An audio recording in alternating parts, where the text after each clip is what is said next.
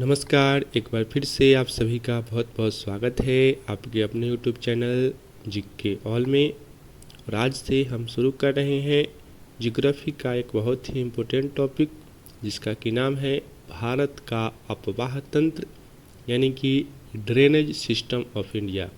तो यह इस सीरीज का पार्ट नंबर 1 है और इस पार्ट में हम लोग कुछ इम्पोर्टेंट कॉन्सेप्चुअल टर्मिनोलॉजी का स्टडी करेंगे।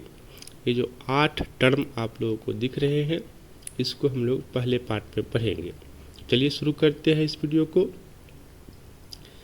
सबसे पहले यहाँ पर है कि अपवाह क्या होता है, ड्रेनेज क्या होता है। तो अपवाह को समझिए, लिखा हुआ है कि निश्चित वाहिकाओं के माध्यम से निश्चित दिशा में हो रहे जल प्रवाह को अपवाह कहते हैं। बड़ा सिंपल सा बात है। कभी भी कोई अगर आपसे पूछ ले कि अपवाह किसे कहते हैं, तो आप कहिएगा जल प्रवाह को। अपवाह किसे कहा जाता है? जल प्रवाह को अपवाह कहा जाता है ना। अब ये जो जल का प्रवाह है वह निश्चित दिशा में होना चाहिए। कैसे होना चाहिए? निश्चित दिशा में, है ना। और ये जो निश्चित दिशा में जल का प्रवाह होगा वह किसके द्वारा होगा? तो निश्चित वाहिकाओं के द्वारा होगा। निश्चित वाहिकाओं के द्वारा। तो यहाँ 2-3 बात याद रखना है।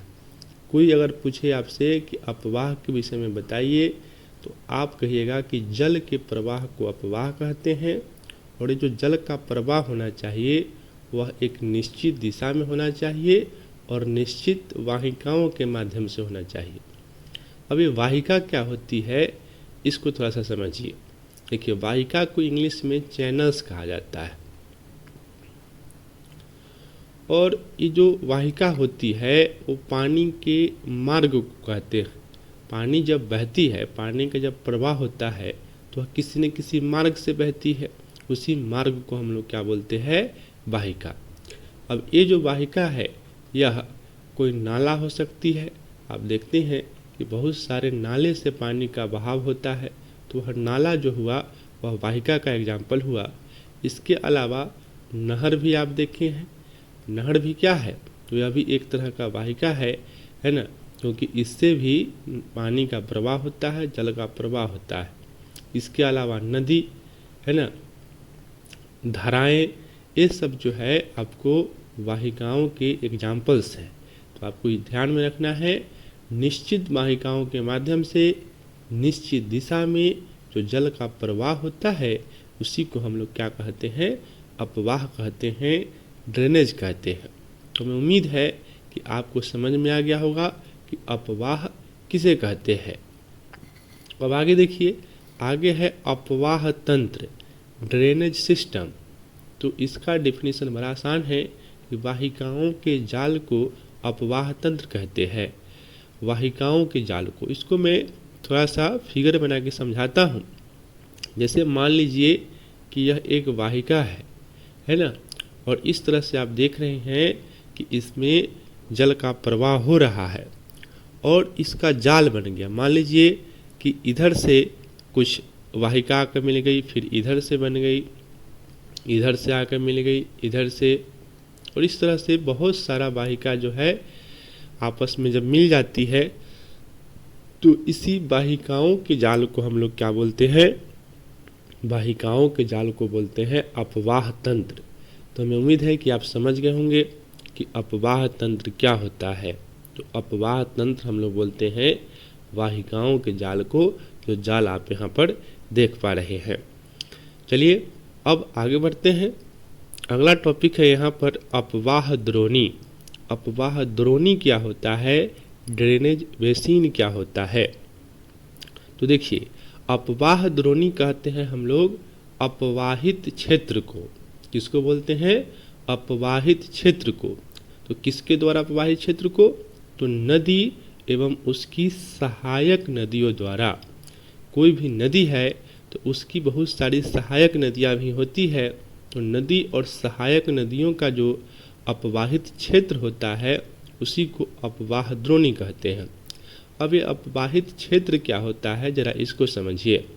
जैसे मान लीजिए कि कोई नदी इस तरह से बह रही है और इसकी कुछ सहायक नदियाँ भी बह रही है ना। ये सब सहायक नदी में बना रहा हूँ, तो सहायक नदियाँ बह रही है। तो ये जो नदी है एक मुख्य नदी है और कई सारी सहायक नदी है।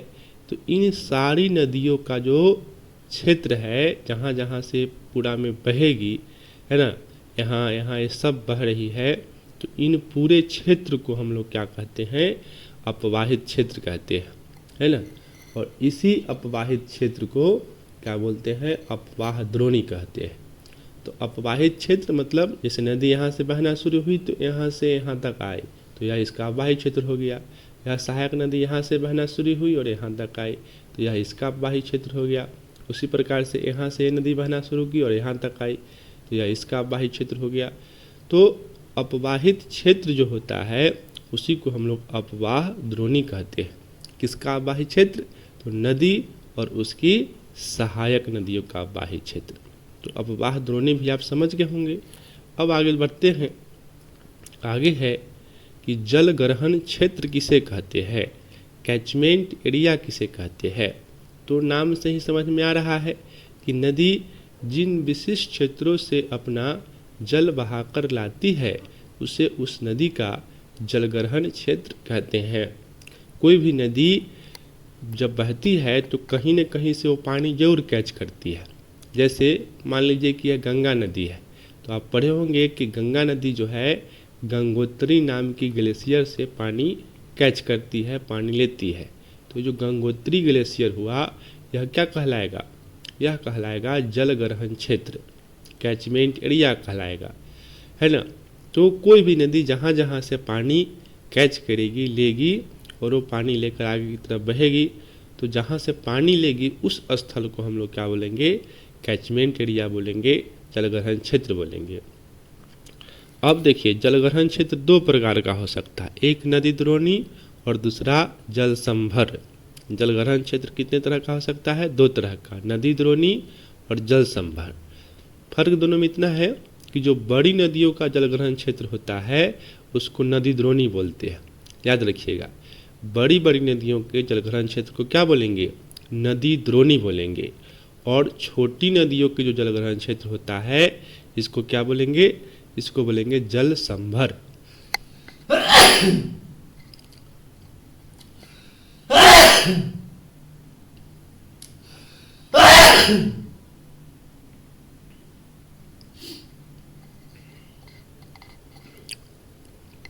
तो आपने समझ लिया, बड़ी नदियों के जलग्रहण क्षेत्र को हम लोग बोलेंगे नदी द्रोणी, रिवर बेसिन, और छोटी नदियों के जलग्रहण क्षेत्र को क्या बोलेंगे, जल संभर, यानी कि सब ड्रेनेज बेसिन। अब यहाँ से कुछ इम्पोर्टेंट फैक्ट्स हैं जो कि कॉम्पिटिटिव एग्जाम में देखने को मिलते हैं। जैसे कि आपसे पूछेगा कि केंद्रीय जल आयोग ने भारत को कितने नदी द्रोणियों में विभाजित किया है, तो याद रखिएगा 22। केंद्रीय जल आयोग ने भारत को 22 नदी द्रोणियों में विभाजित किया है, ठीक है। यानी कि जो बड़ी बड़ी नदियों के जलग्रहण क्षेत्र है उसको 22 नदी द्रोणियों में विभाजित किया है। अब केंद्रीय जल आयोग जो है, सेंट्रल वाटर कमीशन जो है, इससे कुछ सवाल पूछता है, पूछेगा कि आपको कि इसकी स्थापना क्या है, स्थापना वर्ष क्या है। तो केंद्रीय जल आयोग का स्थापना वर्ष है 1945 और इसका मुख्यालय कहाँ है, हेड क्वार्टर कहाँ है, तो इसका हेड क्वार्टर है नई दिल्ली। तो याद रखिएगा केंद्रीय जल आयोग की स्थापना हुआ है 1945 में और इसका मुख्यालय कहाँ है, नई दिल्ली में है। तो ये सब आप समझ गए होंगे। तो आगे बढ़ते हैं। अब आगे है जल विभाजक। जल विभाजक यानी कि वाटर शेड। तो वाटर शेड को हम लोग वाटर डिवाइडर भी बोलते हैं। देखिए, दो नदी द्रोणियों को पृथक करने वाली उच्च भूमि, है ना।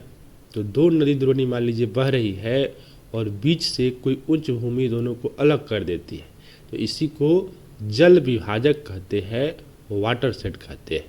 एग्जाम्पल के लिए समझिए, जैसे गंगा नदी द्रोणी और ये उत्तर भारत में है गंगा नदी द्रोणी, है ना। और इसी प्रकार से दक्षिण भारत में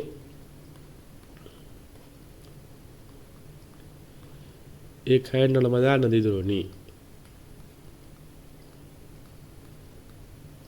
ठीक है, तो उत्तर भारत में बह रही है गंगा नदी द्रोणी, दक्षिण भारत में बह रही है नर्मदा नदी द्रोणी। इन दोनों को एक विंध्याचल पर्वतमाला का नाम आप लोग सुने होंगे। तो ये जो विंध्याचल पर्वतमाला मैंने बनाया, ये दोनों नदी द्रोणी को क्या करती है, पृथक करती है, विभाजित करती है ना। तो ये जो विंध्याचल पर्वतमाला हो गया, इसी को क्या कहेंगे, जल विभाजक बोलेंगे, वाटर डिवाइडर बोलेंगे। तो हमें लगता है कि वाटर डिवाइडर आप लोग समझ गए होंगे। दो नदी द्रोणी को जो अलग करेगी, है ना, बीच में से की उच्च भूमि, उसी को हम लोग जल विभाजक कहते हैं। अब आगे देखिए, आगे है अपवाह प्रतिरूप। ये अपवाह प्रतिरूप क्या होता है, ड्रेनेज पैटर्न क्या होता है। तो देखिए, ड्रेनेज पैटर्न जो होता है, किसी क्षेत्र में नदियों की ज्यामितीय आकृति तथा सरिताओं की स्थानिक व्यवस्था को कहते हैं। तो अपवाह प्रतिरूप यानी कि ड्रेनेज पैटर्न एक पैटर्न होता है ना, चित्र होता है। जैसे मान लीजिए कि यह एक नदी है और इसकी कई सारी सहायक नदी इस तरह से है। फिर सहायक नदी के भी कुछ सहायक नदी हो सकती है ना। तो इस तरह से आप जब इसको देखिएगा, है ना, पृथ्वी की भूमि से ऊंचाई पे जाके, तो इसका एक पैटर्न नजर आएगा। ये भी देखिए एक फिगर जैसा दिख रहा है। तो जो फिगर बन रहा है, इसी फिगर को हम लोग बोलते हैं अपवाह प्रतिरूप यानी कि ड्रेनेज पैटर्न। यह कई प्रकार के होता है। अगला पार्ट में हम लोग इसी को पढ़ेंगे कि अपवाह प्रतिरूप के प्रकार क्या क्या होता है, या कितने प्रकार का हो सकता है। तो टोटल 7 प्रकार इसका होता है, वो हम लोग अगले भाग में देखेंगे, नेक्स्ट पार्ट में देखेंगे। तो अपवाह प्रतिरूप में इतना ही है कि ज्यामितीय आकृति, कोई भी नदी और उसकी सहायक नदी जब आपस में चलती है तो उसका एक पैटर्न बन जाता है। उसी पैटर्न को हम लोग क्या बोलते हैं, अपवाह प्रतिरूप बोलते हैं। ठीक है, तो इतना भी समझिए। 7 प्रकार हम लोग नेक्स्ट वीडियो में देखेंगे। अब कुछ इम्पोर्टेंट बात है, उसको समझिए। जैसे अपवाह द्रोणी है, तो अपवाह द्रोणी के प्रकार क्या होता है ना, या कितने प्रकार का हो सकता है। तो आपको ध्यान में रखना है, 3 प्रकार का हो सकता है। मुख्य अपवाह द्रोणी, मध्यम अपवाह द्रोणी और लघु अपवाह द्रोणी। ठीक है, अपवाह द्रोणी को कितने भागों में बांटा गया है, 3, मुख्य, मध्यम और लघु। तो ये जो अपवाह द्रोणी का वर्गीकरण किया गया है, यह किस आधार पर किया गया है, तो जल ग्रहण क्षेत्र के आधार पर किया गया है ना। इसमें मुख्य हम उसको बोलेंगे जो 20,000 वर्ग किलोमीटर से ज़्यादा जिसका जल ग्रहण क्षेत्र होगा। ऐसी कोई भी नदी जिसका जल ग्रहण क्षेत्र कितना हो, 20,000 वर्ग किलोमीटर से ज़्यादा हो, उसको हम लोग क्या बोलेंगे, मेजर ड्रेनेज बेसिन, मुख्य अपवाह द्रोणी, है ना। उसके बाद मध्यम यानी कि मीडियम अपवाह द्रोणी किसको बोलेंगे, तो जिसका जल ग्रहण क्षेत्र 2,000 वर्ग किलोमीटर से 20,000 वर्ग किलोमीटर के बीच हो, है ना। कितना कितना, 2,000 से 20,000। तो इसको हम लोग क्या बोलेंगे, मध्यम अपवाह द्रोणी। फिर बच गया लघु अपवाह द्रोणी, तो जिसका जल ग्रहण क्षेत्र 2,000 वर्ग किलोमीटर से कम हो, उसे हम लोग बोलेंगे लघु अपवाह द्रोणी। तो ये 3 बातें हैं। 20,000 वर्ग किलोमीटर से ज़्यादा हुआ तो मेजर, 2,000 से 20,000 तक हुआ तो ये हो गया मीडियम, और 2,000 वर्ग किलोमीटर से कम हुआ तो होगा लघु यानी कि माइनर। तो आपको समझ में आ गया होगा ये सब। थोड़ा सा एग्जाम्पल देख लीजिए तीनों का। जैसे गंगा नदी हो गई, कृष्णा, माही, ये सब हो गई मुख्य अपवाह द्रोणी, है ना। जो भी बड़ी नदियाँ होंगी, जैसे ब्रह्मपुत्र नदी हो गई, सिंधु नदी हो गई, तो ये सब जो है आपको क्या कहलाएगी, मेजर ड्रेनेज बेसिन। उसके बाद मध्यम का एग्जाम्पल देख लीजिए। तो पेरियार नदी है ना, दक्षिण भारत में बहती है, तो पेरियार नदी, कालिंदी नदी, ये सब जो है इसका जलग्रहण क्षेत्र 2000 से 20,000 वर्ग किलोमीटर के बीच होता है। तो इसलिए यह क्या हो गई, मीडियम ड्रेनेज बेसिन। अब लास्ट में जो लघु यानी कि माइनर ड्रेनेज बेसिन होता है, उसके एग्जाम्पल में छोटी छोटी नदियाँ होंगी। जो भी आपके गांव समाज में देखते होंगे है ना कि छोटी छोटी नदियाँ बहती हैं, तो ये सब माइनर ड्रेनेज बेसिन के अंतर्गत आएगी। तो ये आपको ध्यान में रखना है, ये सब एग्जाम्पल्स पूछ सकता है, और ये जो डेटा है, ये डेटा भी पूछ सकता है कि कितना पर होगा तो उसको क्या बोला जाएगा। ठीक है, देखिए सब कॉन्सेप्चुअल बातें हैं, सिर्फ फैक्चुअल बात कि कौन नदी कहाँ से निकलती है, कहाँ से गिरती है, इसका ज़माना अब नहीं रह गया है। अब थोड़ा सा डीपली आपको पढ़ना पड़ेगा, पूरे कॉन्सेप्ट बनाकर पढ़ना पड़ेगा। पूरे कॉन्सेप्ट बनाकर जब आप पढ़ोगे तब जाकर आप कंपटीशन को कंप्लीट कर पाओगे, क्रैक कर पाओगे। ठीक है, अब एक दो पॉइंट और है। देखिए यहाँ पर लिखा हुआ है कि प्रमुख नदी द्रोणियों की संख्या 14 है। ये जो मेजर है, ये मेजर की संख्या कितनी है, 14 है, आपको ध्यान में रखना है। जबकि मध्यम नदी द्रोणियों की संख्या जो है यह 44 है। छोटी छोटी नदियाँ तो बहुत है, तो इसको काउंट नहीं किया गया है। तो आपको याद रखना है मेजर ड्रेनेज बेसिन की संख्या है 14, और जो मीडियम ड्रेनेज बेसिन है इसकी संख्या कितनी है, 44। तो ये था पार्ट नंबर 1, जिसमें हम लोग कुछ इम्पोर्टेंट टर्मिनोलॉजी का डिस्कशन किए। फिर मिलते हैं नेक्स्ट वीडियो के साथ, तब तक के लिए धन्यवाद। जय हिंद, जय भारत, जय बिहार।